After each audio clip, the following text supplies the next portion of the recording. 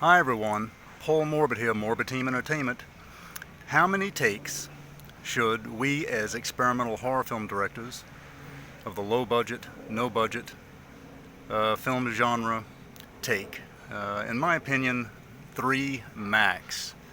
There's no reason that we need to take an excessive amount of retakes for one scene.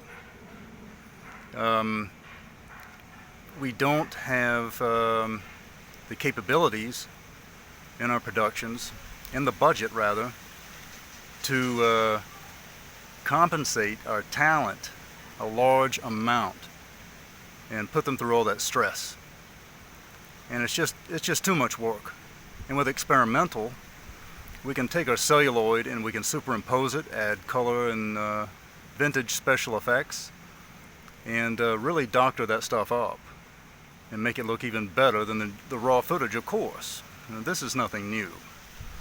So I find that 3 max is really all that's needed to do each scene, even if you want to do that. Quite personally, I'm just going to shoot 1 more than likely.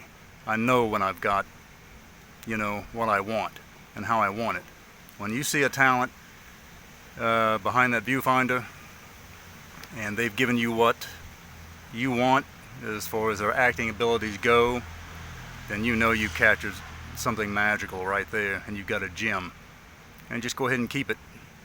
You can put that in the can and you're ready to go.